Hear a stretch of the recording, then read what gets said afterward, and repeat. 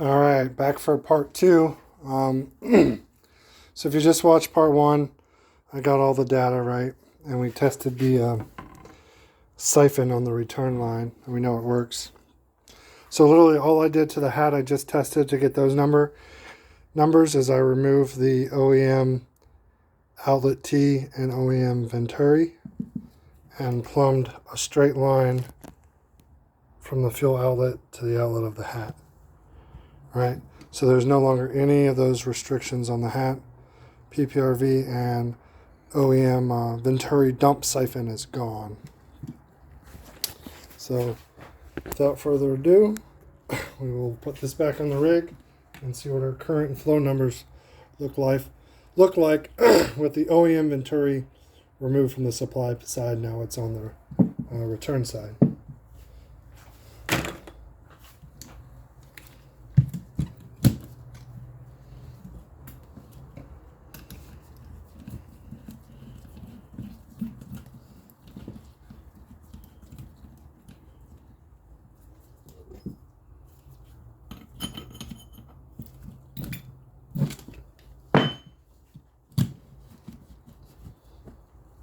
Alright, she's pulling back up. Let's get it back in.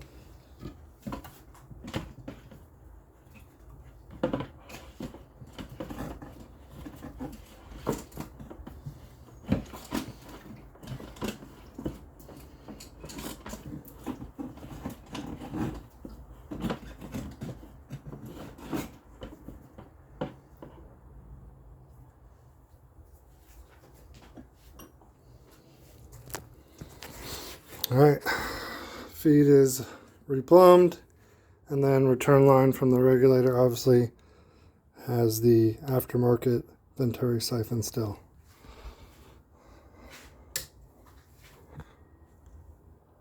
Oh, what happened? Help, I did this in the last video. Would help if I plugged it in, eh?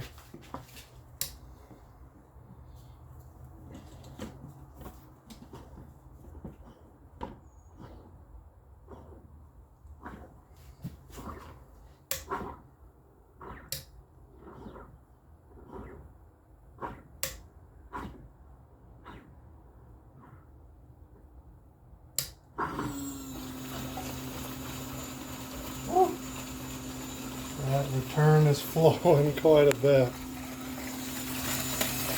So that's without, I mean, it's on the edge of the tank. You know, the way we would plumb it on the hat, I'd plumb it halfway up the hat with a dump tube and siphon to keep it submerged, to try to prevent as much aeration as possible. So our siphon and our return are basically one piece. Look, that goes to show why you want to keep your return line and your venturi dump submerged. Look at all that aeration from removing it above the fuel line. Definitely want to keep that submerged. Without further ado, we're going to start at 20 psi. So let's dial it back down to 20. I already know I have no problem going that low. Alright, we're at 20. We'll start. Okay. First I thought we were up quite a bit. It's not going to be substantial. But it's going to be enough to see what the change is.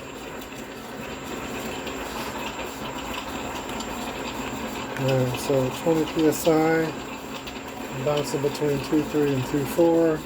My current is a little bit lower. 17 amps. I imagine I'm not going to see a big change in current because the restriction is still on the system.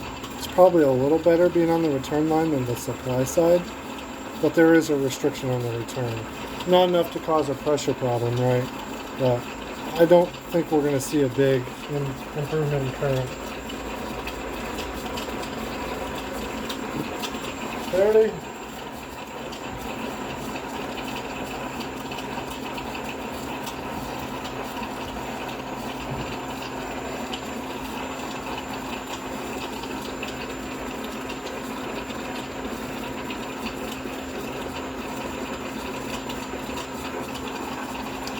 Up to 40.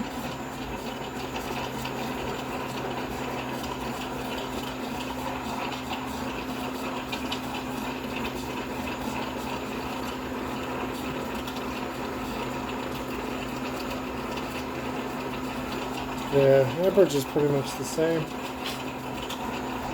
50.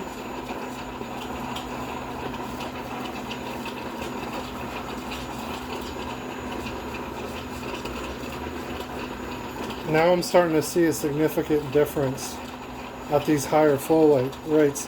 So see how down around 20 at 2.35, 2.3, 2.2, not a big difference. So here at 50, I was down to 1.85 or 420 liters per hour. I'm up at, it was bouncing to 2.0 to 2.1, but it's pretty solid 2.0. So I'm just put 2.0. So at, you know, when the pump's creating a larger pressure, right? The more pressure I have at the output of the pump, the more loss I'm going to have here because it's so close to the pump outlet. So that's cool to actually see that. All right, I'm going to stop gabbing and finish recording all this data. So I'm at 19.2 amps. I'm a solid 2.0. I'll go up to 60.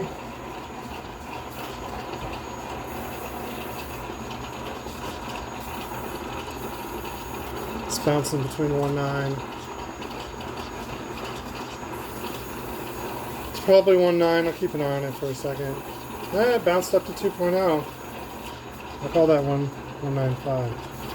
And amperage I'm at 20.1. And the last one all the way up to 70.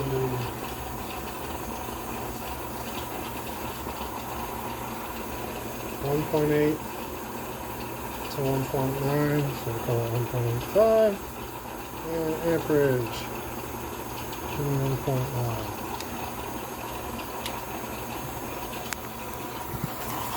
Yeah, that's at 70. Alright, let me do some math real quick. Calculator.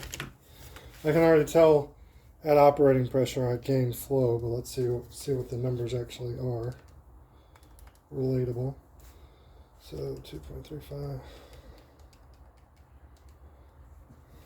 So that's 533 LPH.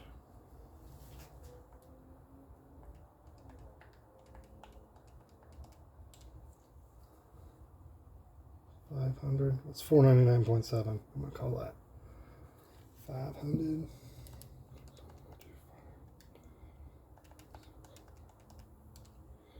488.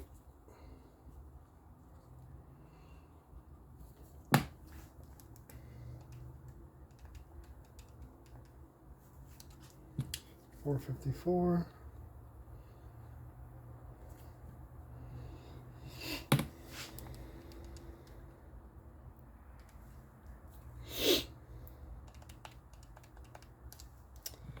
$443.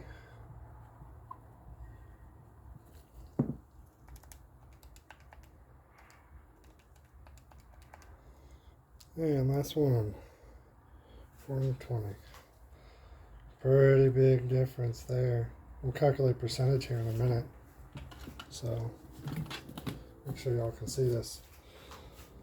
So what here, I'll put the new numbers up here and the old ones down here, right? So with the siphon removed from the supply side at 20 psi, I went up 11 liters per hour. At this one, I went up 23. Make sure I don't mess any of this math in my head up.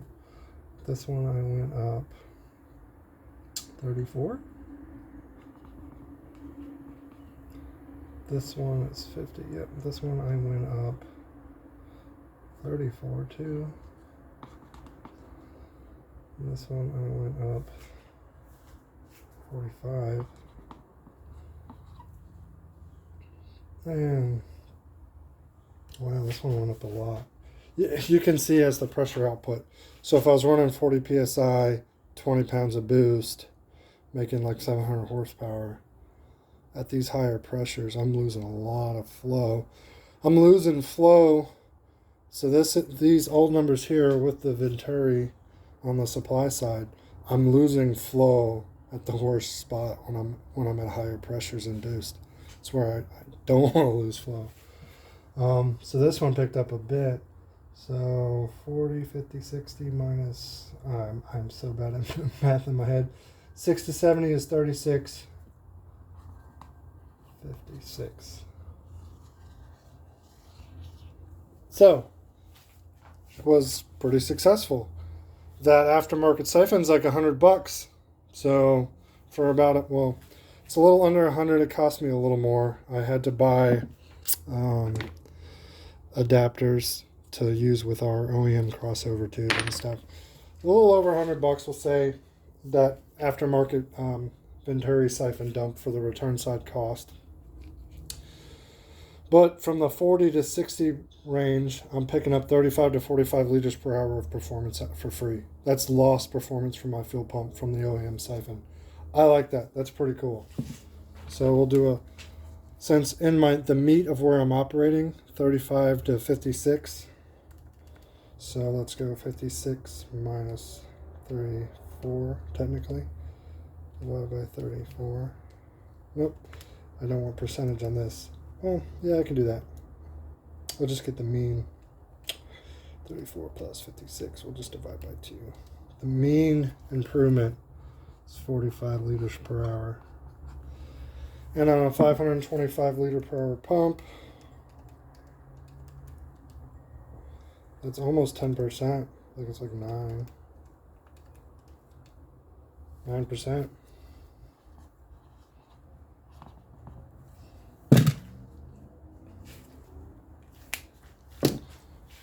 Am I going, so this is what you got to think of, right? So this hat here is my budget return kit. I convert the OEM hat and then do all the rest of the plumbing, wiring, regulator, and all that. So here's a way to gain about 10% or 45 liter per hour in the range where you're going to be operating in boost between 40 to 70 psi with about a $100 mod. So I think it's worth it. It's up to you if you think it's worth it. I'm going to make it an option on my kits. And I'm actually working, don't tell no one, but I'm working on an OEM hat dual pump setup too, based off the twin pump hat. Guys have asked me for it for a long time. It's a lot of work. I have some ideas to try to make it as cost effective as possible.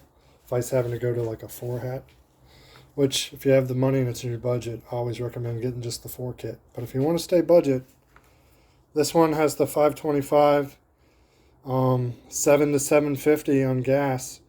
And if you really want to push that high, I would recommend this siphon, moving it from the supply side, having me delete it, and then I'll include it. It'll be all pre-built, right? So when I build the hat, I'll delete the OEM siphon, and then this aftermarket one will be plumbed into my return line on the hat. So it'll all be plug and play like I usually do. But I'm probably going to make it standard on the dual pump hat, because on a dual pump hat, you're talking almost 100 liter per hour we could be losing. If it scales that way. I don't know if it will for sure. So I'm probably going to make this higher flowing return side siphon standard on the dual pump hat I'm still working on. More to follow when I come out with that. Probably be a couple more weeks. And I'll make it an option on this kit. So you're going to be in this flow range, base pressure. If you run 40-pound base pressure and you have 10 or 20 pounds of boost, you're going to be in the 450 to 398 range. And then if you do this siphon mod for about $100, it'll be a little over 100 off the finalized pricing. I'll be in the 48 to 443 range. So 35 to 45 liter per hour bump in performance. All right, that's it. Thanks.